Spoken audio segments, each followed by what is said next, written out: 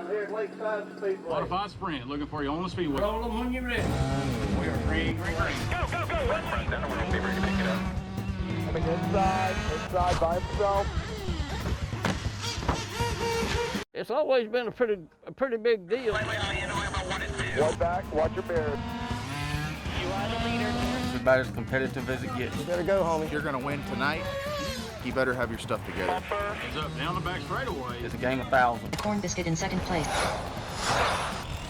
We're in Clover, South Carolina. Easily South We're Carolina. at Fountain RC Complex.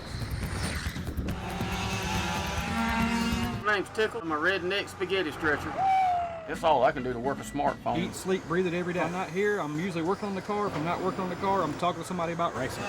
Be at work on lunch break and be thinking about, I think if I'd have changed that left front spring, might have been a little quicker. Just like a big car. Every small change makes a big difference. A lot of people may think, RC racing is just a little remote control car that you buy at Walmart or something. It's far from that. Everything that NASCAR's got on it, you've got on here. Gives you the real feel. I mean, you feel like you're sitting in the car driving it when you're holding on to that radio control unit.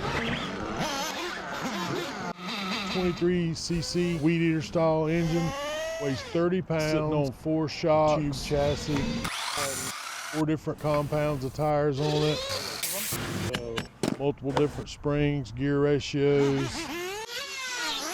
I'm from the swamps of Georgia. I'm 4 hours away from home right now. So, needless to say, I didn't ride up here to suck. So many adjustments. Math, geometry. So many variables. All the stuff you didn't like in high school. And they run so fast.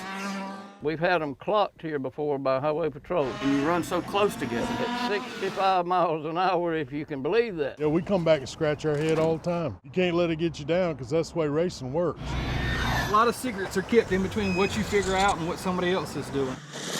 You don't want to give away your secrets for speed. There's a lot of NASCAR drivers that have RC They cars. come here to find speed secrets for the big cars. Like the trailer next to us. Currently, I work at Kyle Busch Motorsports. He's a crew chief. I've been in the NASCAR big leagues, the top 3 for my 17th season. RC racing is kind of his break away from the reality stuff. It keeps my brain sharp, it keeps me thinking about racing, and it keeps me thinking about changes and what does what.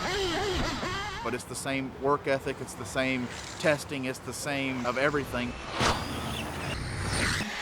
And the reason why I choose this is because I can compete at the highest level and be able to afford to compete at the highest level. We're not lucky enough to have a big team and a car hauler and go down to Greenville Pickens and race every weekend. This is our way of getting the same satisfaction with less money.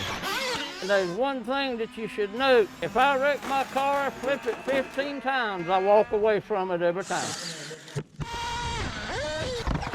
The camaraderie here with our little community in RC racing is a lot bigger than what people think. We travel around all over the country doing this We together. had nationals here a year or so ago, and they was from 29 states. Michigan, Pennsylvania, Ohio, Illinois, North Carolina, Georgia, Florida, South Carolina. Indiana. As far away as New England.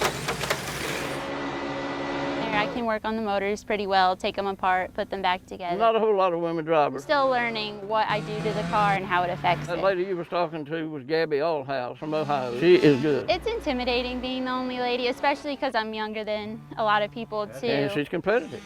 When her car's right and handling right, she's as fast as anybody out there. I get a thrill out of just racing with everyone, and the feeling when I qualify in the fastest time is just really great to me.